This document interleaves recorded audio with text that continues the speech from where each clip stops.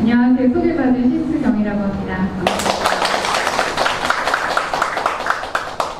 사실 조금 캐주얼한 느낌으로 오기는 했습니다. 왜냐하면 뒤에 이제 발표가 있지만 뒤에 토론이 있고 그것이 사실 메인이라고 생각을 하기 때문에 제가 오늘 가지고 온 주제는 사실 뒤에서 여러분들이 좀 함께 논의되면 좋겠다, 또는 이 장소가 아니더라도 다른 곳에 가셔서 한 번쯤 고민해 주셨으면 하는 좀 주제가 아닐까라고 생각해서 가지고 왔습니다. 제목은 치매 있는 장소가 나답게 살아갈 수 있는 장소라고 지어봤는데요. 사실은 치매 인분들에 대한 편한 이야기는 아니고요. 치매를 포함한 돌봄, 어떤 여러 가지 이유로 돌봄을 필요로 하는 어르신들에 대한 장소에 대한 이야기라고 할 수가 있겠습니다. 제 이야기는 크게 세 가지로 좀 나눠봤습니다. 장소를 이해하기 위한 접근. 일단은 제가 오늘 이야기하고자 하는 주제는 장소인데요.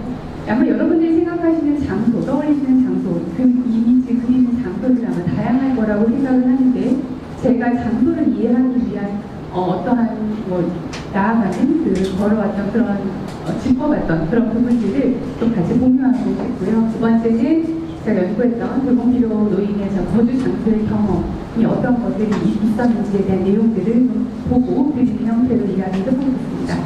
마지막으로는 그래도 나답게 살아갈 수 있는 장소감이 무엇인지, 장소감이라는 것을 좀 소개해 드리려고 합니다.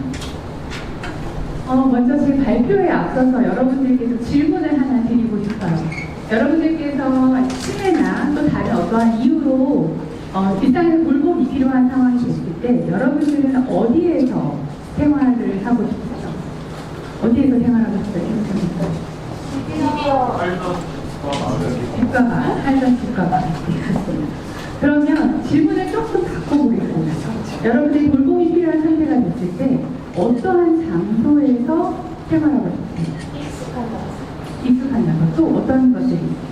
땅을 밟을 수 있는. 땅을 밟을 수 있는 곳. 네, 좋습니다. 제가 오늘 이야기하고자 하는 내용이 사실은 이겁니다. 어디가 아니라 어떠한 장소를 이야기해보려고 합니다.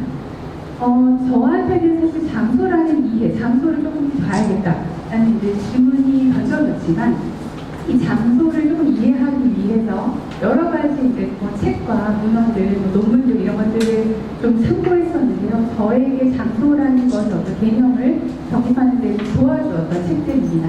나중에 혹시 기회가 되신다면 좀 보시면 좋겠어요. 시간이 없어서 하나하나 말씀을 드리지 못하기 때문에 좀 넘어가도록 하겠습니다.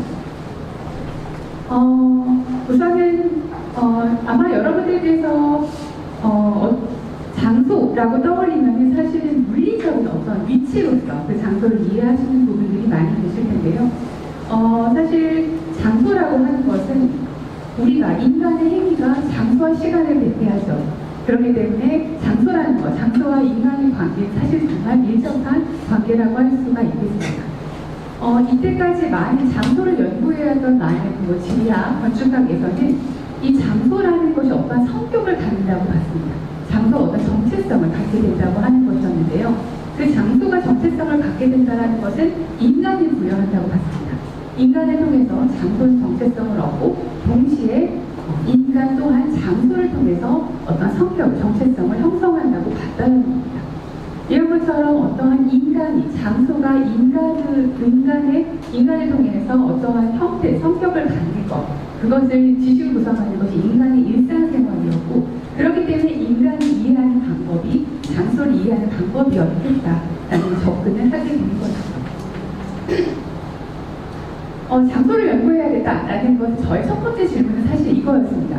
공간과 장소가 다른가? 라는 부분이었는데요.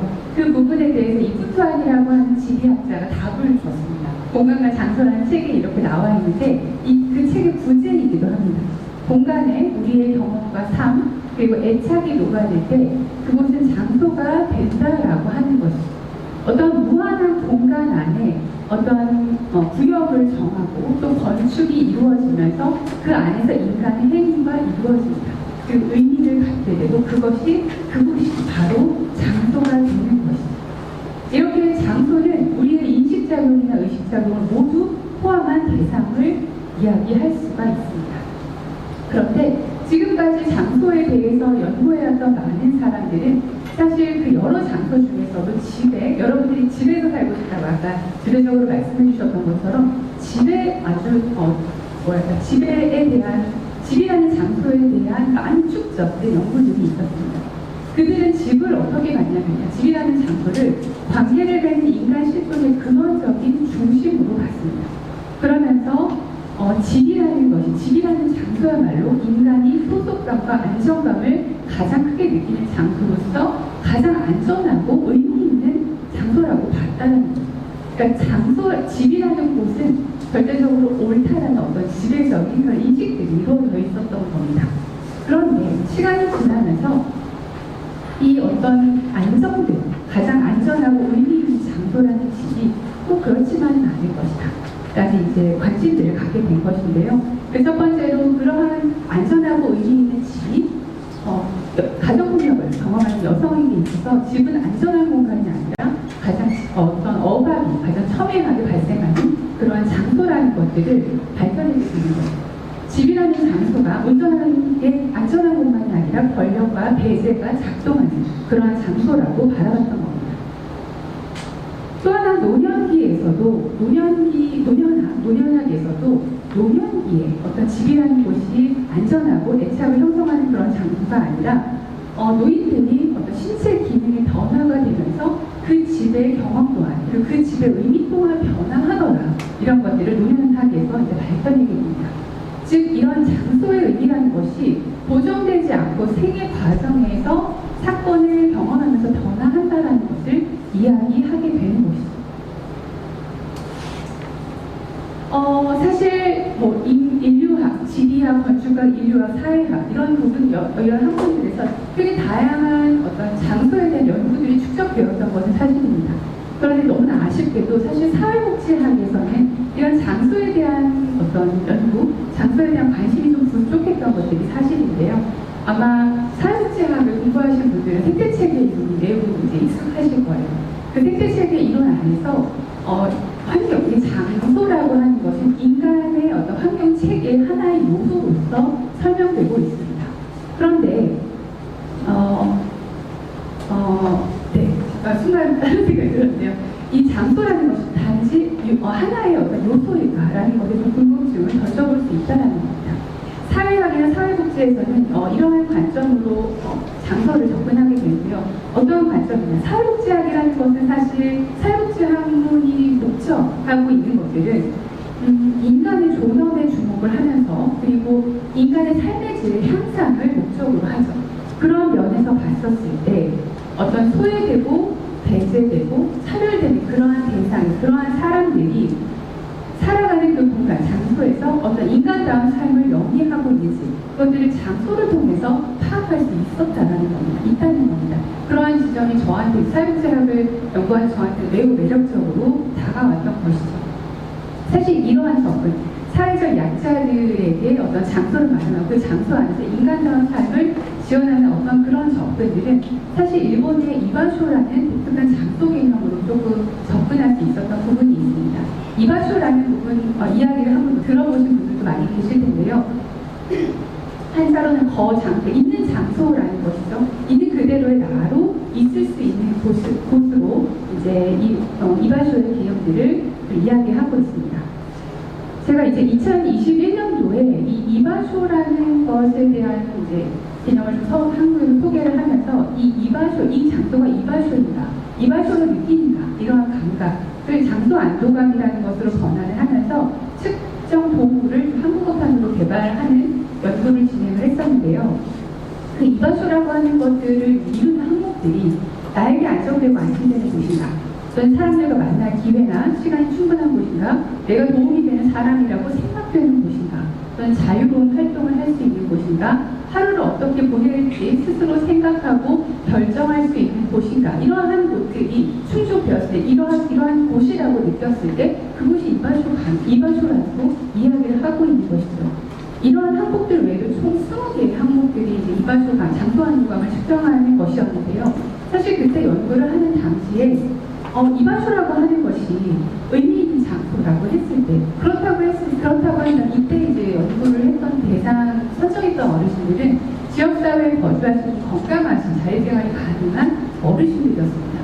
그런데 그분들도 사실 포함해서이긴 하지만 이게 일본의 어떤 개념이잖아요. 장소 개념이잖아요. 또 우리나라의 한국에 있어서 한국 노인들에게 의미 있는 장소라고 하는 것은 과연 어떠한 모습인가? 나답다고 하는 그 모습은 도대체 어떠한 장소일까라는 궁금증이 역으로 다시 이제 원점으로 돌아오게 된 것이죠. 특히 그 중에서 사실 그러니까 노인들, 활발한 어떤 액티비티, 시니어 이런 표현들을 많이 쓰는데 개인적으로 사실 그런 표현 좋아하지 않지만 그 분들에 대한 주도적으로 이루어졌던 연구의 반영, 이런 돌보필요 어르신들 같은 경우에는 마치 제 연구에서도 사건의 지평선이라는 표현을 쓰는데 어떤 블랙보드 사건의 지평선을 넘어가면 거기 그곳의 어떤 상황들을 전혀 예측할 수 없고 알 수 없잖아요. 그래서 제 아들이 사실 블랙홀을 무지 좋아하는데 그 이유가 알 수 없기 때문이라고 합니다. 그런데 그런 것처럼 돌보필요 노인들이라는 대상은 사실 우리에게 어떤 사건의 지평선 너머의 그 무언가 또 우리가 알 수 없는 대상이었기 때문에 이 장소를 통해서 그들이 경험하는 그 장소를 통해서 비로소 돌보필요 노인들이 어떠한 욕구를 가지고 있고 어떠한 삶을 살고 있고 그 사회에서 어떤 존재로 살아가는지를 파악할 수 있지 않을까. 그때 이제 이것을 내가 연구를 해야겠구나라는 이제 결심을 하게 됩니다. 그런데 그 장소를 그 장소에서 어떻게 생활을 하는가, 장소 경험을 볼 것인데 특히 뭘 볼 것인가라고 했을 때 그분이 장소감이었습니다. 기존에 집을 중심으로 연구되었다고 했잖아요. 그 집을 바라봤을 때 집에서 느껴지는 애착감에 많이 집중해 왔다라는 것이죠. 이 집에서는 소속감이나 애착감을 이제 하게 되는데 이런 것들이 여기서도 이제 거주를 지원한 도입정책 당위성으로 설명됐다고 했지만 지금 우리나라에서 지금까지 연구되었던 것들은 집 이꼴 어떤 안정감, 집 이꼴 애착감 이런 것들을 설명이 되어요. 그게 에이징 플레이스의 어떤 당위적 이념으로 이야기가 되고 있기는 한데요. 그런데 사실 앞에서도 노년학이나 페미니스트 지리학이나에 대해서 어떤 생애 과정 사건을 경험하면서 집의 어떤 의미가 변화하는 것처럼 과연 이 집 이꼴이라는 안정감이라는 이 공식이 과연 맞을까? 우리가 커뮤니티 케어를 이해할 때 집이라는 곳은 애착감이 형성되는 것. 그렇기 때문에 집에서 지속 거주하게 된다면 온전하게 그것들이 자연스럽게 획득되는 것으로 이해되고 있는 것은 아닌지, 그런 낭만을 가지고 있는 것은 아닌지 이런 질문을 하게 되었고, 그렇기 때문에 어떤 집이라는 대상, 그 어떤 애착감이 아니라 그러한 어떤 장소감들, 장소를 경험하는 그런 감각들을 설명할 수 있는 다른 장소감이 필요하다.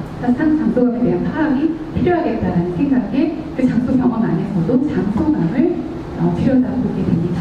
그것이 이제 제가 최근에 마무리 지은 학위 논문의 주제인데요. 돌보필요 상태 노인들의 장소감에 관한 연구이고 이것을 연구하기 위해서 수군 소재의 자택과 요양원에 거주하는 장기화 서비스를 이용하시는 어르신들을 참여자로 선정했습니다. 제가 앞에 이 장소에 대한 이야기를 드릴 때 어디서가 아니라 어떠한 장소라는 것들에 강점이 있다고 말씀을 드렸잖아요. 그렇기 때문에 어떤 요양원이 아니라 지금 현재 장기화 상태 어르신들이 가장 많이 거주하고 계신 장소를 선택하다 보니까 자택과 요양원이 됐습니다.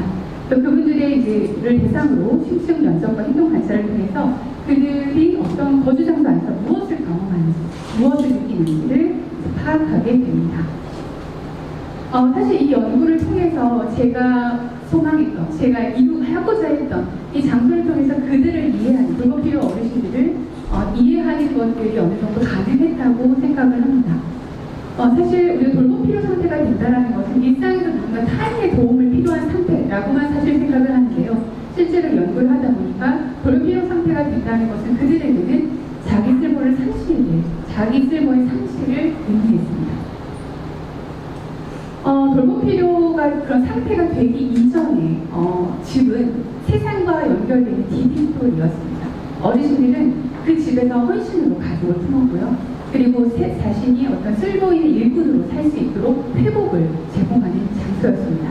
그리고 그러한 열린 문을 통해서 어떤 사회의 어떤 구성원들과 지역 구성원들과 공존할 수 있던 장소였죠. 그러다가 이제 어르신들이 건강상의 위기를 경험하고 그러면서 익숙했던 공간에 장애물이 되기도 합니다. 그런 경험들을 하면서 어르신들은 어떤 돌봄의 필요로 이유로 살 곳을 정해야 하는 상황들에 놓이게 되는데요. 살 곳을 결정해야 되는 기로에 놓인다고는 하지만 실제로 내 살 곳을 내가 결정할 수 없는 경험을 하게 됩니다. 그리고 집 또는 요양원이라고 하는 그런 양자택일 안에서 선택지 없는 거주 장소를 선택해야만 하는 그런 경험들을 하게 됩니다. 그렇게 돌봄 필요 상태가 된 어르신들은 나로 존재했던 자리를 상실하게 되는데요. 그것은 어떠한 요양원이라고 하는 집을 떠나서 다른 물리적인 이동을만을 이야기하는 것이 아니라 내가 지속해서 살아왔던 그러한 집에서도 내가 사라지는 장소로 집 또한 내가 사라지는 장소 경험을 하는 것을 볼 수가 있었습니다. 자유롭지 않기 때문에 내가 마음대로 밖을 나갈 수가 없고요. 집 안에서도 내가 원하는 대로 움직일 수가 없었습니다.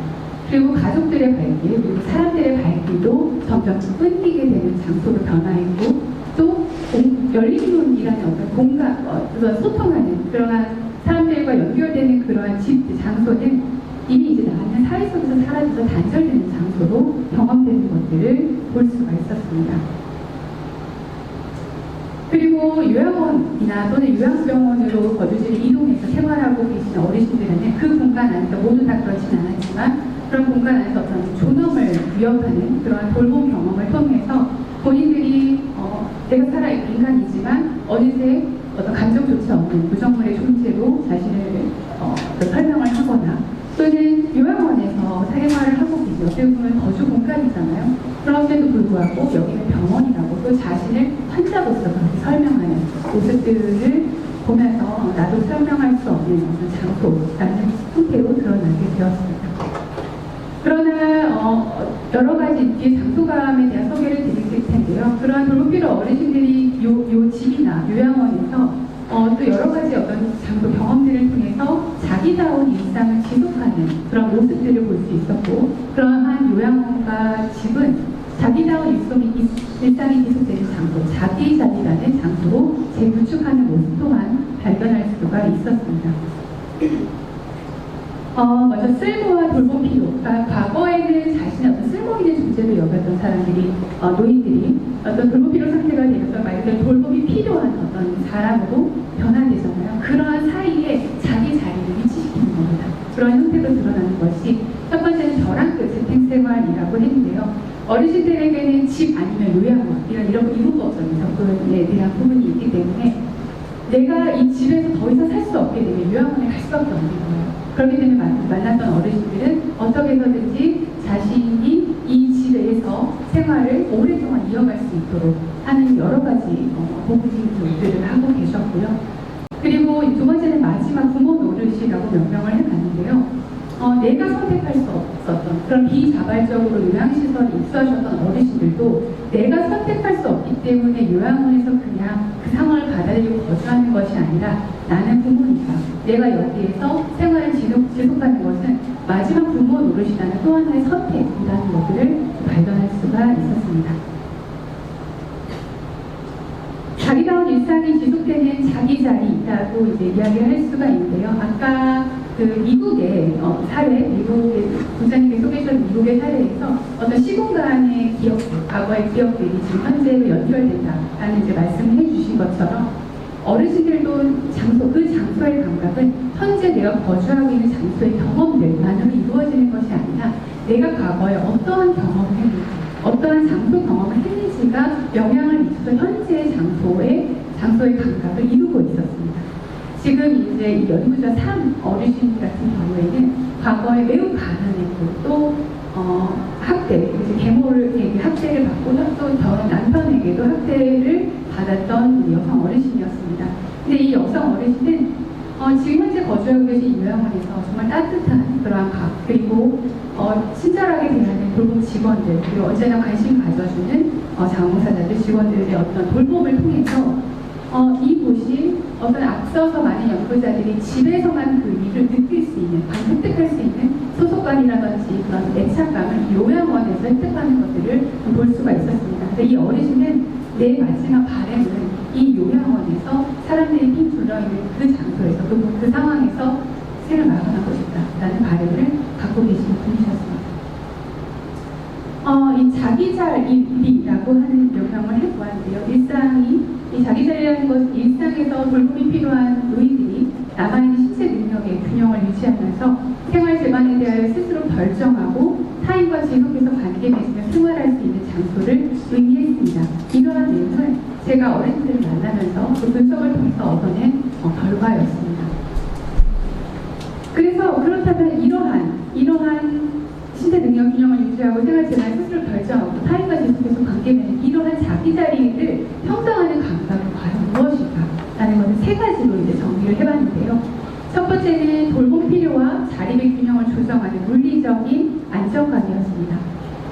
어르신들은 자신이 어떠한 최대한 어떤 다른 사람의 도움을 받지 않고 스스로 할 수 있는 부분들을 그 안에서, 장소 안에서 계속 분리를 하셨고요.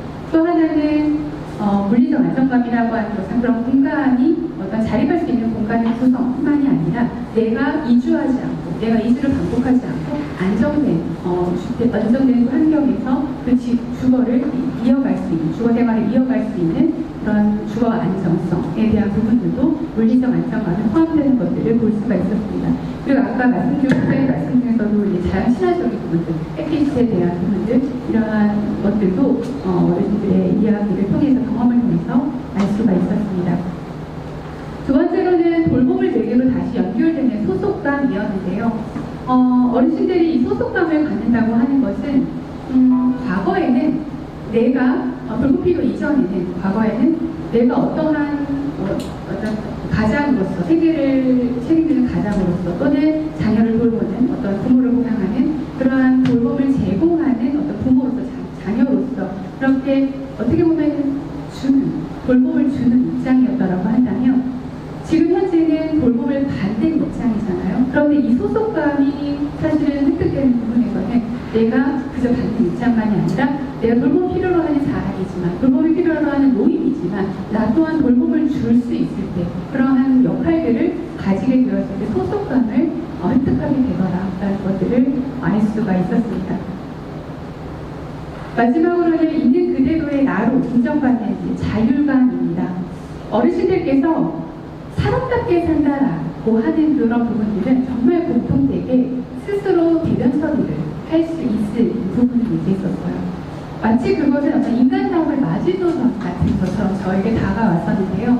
어르신들이 자신의 스스로 배변 처리를 할 수 있을 때 가장 강력한 자율감을 갖고 계셨고요. 그것들이 이제 인정해 주게 되는 거죠. 가족이든지 동종사라든지. 그리고 나만의 어떠한 공간. 사실 아까 간혹 세미나에서 이게 시설이지 마을이냐 이런 말을 했을 때 저는 사실 이 부분에 있다고 생각을 합니다.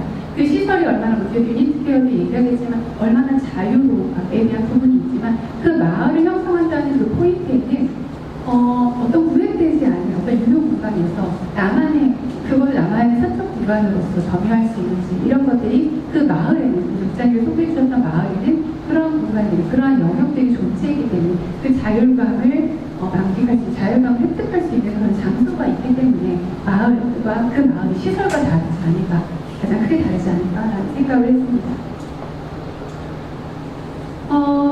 사실 이러한 연구를 통해서 이제 어떤 합의를 제시하고 정책 대안들을 마련을 하게 되는데요. 그런 어떤 용어들을 좀 던지고, 우리가 이런 자리를, 어르신들이 치매에 걸리거나 돌봄이 필요한 어르신들이 이런 자기 자리, 자신의 거주 장소를 자기 자리라고 느끼게 하기 위해서는 그 자기 자리에 그 장소를 만들기 위해서는 어떻게 해야 될까라는 이제 이야기를 했을 때, 또 장소감에 따라서 이야기를 해보자면, 첫 번째 물리적 안정감에서는 사실 건축, 주거 정책에 이런 것들을 많이 이해하고 접근하고 있는 것을 알고 있습니다. 유니버설 디자인, 여러분들 많이 아시겠지만, 전문가분들도 계시지만, 유니버설 디자인이라든지 요양원에서 적용하고 있는 유니트 케어라고 한다든지, 그리고 아까 말씀드렸었던 사적 공간, 공적 공간, 그것이 이제 요양원이라고 하는 시설 안에서도 사적 공간이 있는지, 준사적 공간이 있는지, 또는 준공적 공간이 있는지, 아니면 또 공적 공간이 있는지, 이런 것들이 구분되어 있는지를 보는 것이 물리적 안정감으로 연결될 수가 있기 때문에, 그리고 아까 주거 안정성, 이동이 없는 주거 안정, 내가 안심하고 이주 걱정 없이 살아가는 것, 그런 주거 안정성 같은 부분에서 신체 인증 상태와 생활 여건을 고려한 양자택 일이 아니라 다양한 선택할 수 있는 주거 선택지를 다양화해야 되는 부분 또한 물리적 안정감으로 연결될 수가 있겠습니다. 두 번째는 돌봄을 매개로 연결된 소속감이었는데요. 그 소속감이라고 하는 이야기를 하기 이전에 사실 우리가 치매 노인들 그리고 치매인들, 장기화 상태의 어르신들을 어떠한 대상으로 바라보고 있느냐부터 사실 이야기를 해야 된다고 생각을 합니다. 우리가 어떤 일방적으로 돌봄의 수혜자로 그들을 바라보고 있는 것은 아니지, 돌봄의 수혜자로 바라봤을 때 사실 소속감이라는 것은 전혀 와닿지 않은 이야기가 됩니다. 그래서 이것을 정책적으로 풀어갈 수는 어떻게 할 수가 있느냐. 장기형 정책 내에서 사실 지금 장기형 정책은 돌봄 당사자, 그러니까 노인 당사자의 목소리는 전혀 닫혀있지 않습니다. 아마 여러분들께서 모두 공감하실 부분이라고 생각을 하는데요. 이 소속감에 대한 우리가 국리를 하기 이전에 장기형 정책 안에서 또 치매 정책 안에서 돌봄 당사자, 노인 당사자의 의사결정 지원 제도가 마련되어야 하는 것이 먼저 우선되어야 하지 않을까라는 생각을 하고요. 어르신들이 우리가 사실 집에서 어떠한 서비스를 전달할 것인가, 어느 장소에서 어떤 서비스를 전달할 것인가에 대한 이야기를 하는데요. 집에서 의료 서비스를 제공하고 집에서 돌봄 서비스를 제공하는 것만이 아니라 그렇게 한다고 했을 때 소속감, 그들의 역할을 부여하고 소속감을 느끼게 하는 것이 아니라 그들이 지역 밖으로 나와서 함께 어울릴 수 있는, 함께 교류할 수 있는 그런, 그건 이제 치매 어르신이어도 거동이 불편한 장기화 상태 어르신이어도 지역 안에서 제3의 장소에서 그러한 교류, 그러한 역할, 그걸 통해서 소속감을 느낄 수 있는 장소 마련이 되어야 한다라는 부분들도 이야기할 수가 있겠습니다. 마지막으로는 이제 있는 그대로 나로 인정받는 자율감입니다. 이 자율감이라고 하는 것이 사실 현장에서 실무자분들도 그렇고 어르신분들도 그렇고 항상 이 자율에 대한 것은 안정감이 되겠습니다. 안전이나 자유는 선택할 수밖에 없다. 우리 현장 그런 이야기들을 많이 하셨는데요. 그러한 것들이 어떤 돌봄의 방식이 어르신들 장소 경험에서도 많이 나타났습니다. 그렇기 때문에 무엇보다도 사람 중심 케어의 문화에 이제 정착이 되어야 되는 부분들이 있고요. 무엇보다도 장기화기관의 안전사고 발생에 대한 대응 방안 제고 정책적으로 좀 이루어져야 하지 않을까라는 부분을 생각하면서 이러한 것들이 어떤 사람 중심 케어의 조직 문화로 구성되어야 하지 않을까라는 생각을 합니다.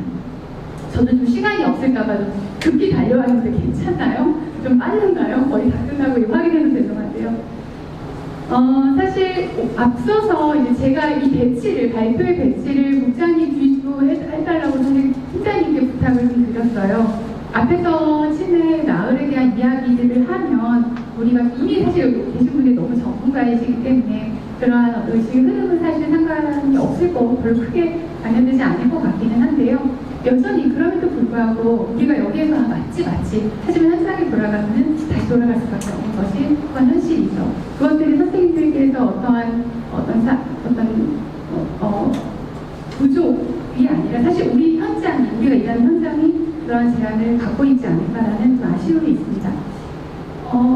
결국에는 우리가 모든 어떤 돌봄이라고 하는 영역에서 함께하는 사람들이 이 돌봄 필요 어르신들이 생활하고 있는 그 장소가 케어를 제공하는, 제공자 입장에서 케어를 제공하는 장소가 아니라 그 어르신들의 일상이 있는 장소라는 것들을 우리가 또 다시 한번 강조해야 되는 부분이 있다고 생각을 하고요. 여기에서 그 어르신들의 어떤 삶의 만족감이라든지 서비스 이용의 만족감이라든지 서비스의 만족감을 삶의 만족감으로 취하셔서 생각하는 것들이 아니라 우리 다시 질문을 던져야 한다는 거예요. 어디서 사냐는 것이 아니라 그들이 그냥 살고 있는 그 장소가 그들에게 자기 자리인지, 그것들을 어르신들이 그렇게 느끼고 있는지를 우리가 질문을 던져야 하는 것은 아닌지, 그것의 정책에 반영되어야 하는 것은 아닌지 라는 생각을 해보게 됩니다. 제가 이제 마지막으로 몇 가지 사진을 이야기하면서 좀 마무리 지려고 하는데요. 혹시 이거 어떤 내용인지 아시나요? 혹시 내 마지막 집은 어딘가라는 영상 다큐 보신 적 있으시죠? 아마 많은 분들 아니신가요? 이게 작년에 EBS 프라임에서 소개한 방영된 다큐멘터리인데요. 사실 어떤 고령화에 대한 이슈를 여러 가지 이야기를 한, 돌봄에 대한 이슈를 여러 가지 이야기를 하는 많은 다큐들 중에서 사실 저는 이 다큐가 정말 만족스러웠던 다큐 내용입니다. 이 방송이 방영되었을 때 제가 학위 논문을 다 마무리한 상태였는데요. 제가 이 영상을 보면서 사실 정말 수없이 돌려봤습니다. 수업 때 쓰기 위한 부분도 있었지만 자꾸 돌려봤으면서 내가 논문에서 하고 싶었던 어떤 가지는 관점과 그런 구성들이 많이 맞닿아 있는 것들을 볼 수가 있었습니다. 이 빨간색 옷을 입고 환하게 웃는 사람은 52칸의 텐마루라는 이름의 이시에 지대한 주간보호센터의 이시라는 대표입니다. 이 사람, 요 뒤에서 쭉 보시면 여기 텐마루가 쭉 있잖아요. 이게 주간보호센터입니다. 여기가 디자인상을 받은 곳인데요. 그 디자인상을 받은 이유를 들여다보면 참 재미있습니다. 그 키워드는 불편함입니다. 여기 뒤 밑에 보시면 여성 어르신이 직원과 이렇게 손을 잡고 가는데요. 여기에는 주간보호센터 안에 여러 안전바를 설치하는 대신에 사람들, 종사자들, 또는 주민들, 또 다른 어떤 이웃들, 그의 손을 그 안전바로 하는 그런 건축 구성을 하고 있다고 해서 디자인상을 받게 됐습니다. 이것은 사실 뭐 현실적으로 얘기하면 그걸 안 좋다고 위험하게 될 텐데 어르신들 낙사 있을 텐데 이런 현실 분명히 있긴 하지만 이 시인 대표가 결국 얘기하고자 하는 여기 이바쇼라는 표현을 썼는데요. 이바쇼라고 이 사람이 생각하는 이바쇼라고 하는 것은 장기유한 상태의 어르신들이 계시는 곳이긴 하지만 그럼에도 불구하고 사람들이 요양시설, 폐쇄된 요양시설이 아니라 분리된 요양시설이 아니라 누구든 사람들이 자연스럽게 모이는 장소가 이바쇼여야 한다는 이야기를 한다는 것이죠. 그게 치매가 있는 여기 계신 어르신들 거의 다 치매 어르신들이거든요. 치매가 있는 장기화 상태가 있고 몸이 불편하면 다 상관없이 언제든 사람이 어울릴 수 있는, 올 수 있는, 모일 수 있는 그런 장소가 이바쇼가 아닌가라는 이야기를 합니다. 여기에서 들여다보면 사실 방송에서도 많이 나왔었는데요. 지금 젓가락 거꾸로 잡고 있죠. 이러한 어떤 모습들을 다시 고치려고 하는 것이 아니라 있는 그대로 받아들이고 수용하는 것. 그리고 함께하는 것. 그것들이 소속감이라고 이야기를 잘 소속감을 소개해주고 설명해주고 있지 않나라는 생각을 했습니다. 이것도 이 여성분은 요양원에 거주하고 계시는 분이에요. 여기서 글씨가 작을 것 같아서 읽어드리면 맨 좌측에 내 발로 화장실에 갈 수가 있어서 행복해요. 다행이다. 오늘도 내 발로 화장실에 갔다 이렇게 말이에요. 아마 장기요양 상태 어르신들 요양이나 요양시설에서 근무하시는 분들은 아마 이런 이야기들을 많이 들으셨을 겁니다. 저 또한 연구를 통해서 만났던 어르신들이 모두 빠짐없이 이야기를 하셨어요. 그래서 이런 부분들이 정말 인간다운 어떤 마지노선이 화장실에 내가 스스로 가는 것일까? 내 처리를 내가 혼자로 하는 것일까? 그래서 이분은 내가 스스로 화장실을 그 행복감을 유지하기 위해서 아침에 일어나면 다리를 주무르고 방 안을 걸어다니면서 그렇게 스스로 재활을 하시는 겁니다. 그런데 이분이 이렇게 하는 거에는 내가 더 많은 돌봄을 받지 않기 위해서 어떠한 그것을 사실 자립이라고 생각을 하죠. 그런 자립의 생활을 유지하기 위함이 아닙니다. 여기 밑에 어떤 내용을 말씀하시냐면요. 내년부터 수영장에 다니려고 해요. 제가 이 사진을 가지고 온 이유는 제가 이제 인터뷰를 했던 남성 어르신분이신데요. 결과적으로 분석에는 포함시키지 않았습니다. 인지기능의 어떤 어려움 그리고 다른 샘플링과 조금 그게 있어서 편향적인 부분들이 있어서 이분은 제외를 시켰는데요. 이분은 이제 파킨슨이셔서 계속 누워 계셨습니다. 그래서 이제 아내의 돌봄을 받고 집에서 거주하시는 어르신이었는데요. 이분은 이제 생활 근육이 계속 마비되고 어려운 부분들이 있어서 생활이 좀 어려우셨는데 이분이 유일하게 힘을 내서 하는 활동이 아침 저녁도 있습니다. 그게 뭐냐면 목소리가 잘 안 나오셨어요. 목의 근육이 많이 떼어 계셔서 목소리를 크게 내어서 성경 구절을 외우는 것이었습니다. 근데 이분이 이것들을 정말 열심히 해요. 내가 가장 중요한 시간이 이 시간이고 내가 가장 중요한 활동이 그 부분이었어요. 근데 그분은 왜 그걸 하시는가요? 그걸 왜 하셨을 것 같으세요? 보통은 대답해 주시죠. 보통은 내가 최대한 내 기능을 유지하고 싶어서 라고 생각을 하게 되죠. 그렇게 우리 정책적으로 사실 접근을 합니다. 그런데 이분은 저에게 그런 말씀을 해주셨어요. 나는 나의 돌봄, 나의 계획과 나의 꿈은 북한 선교를 하는 것입니다. 그렇기 때문에 나는 이 활동을 계속 이어갈 것입니다. 그러니까 자기들이라고 하는 것은 어떤 자립이라고 우리가 생각하는 돌봄의 필요를 주고 타인의 어떤 그런 모습이 아니라 정말 나답게 산다는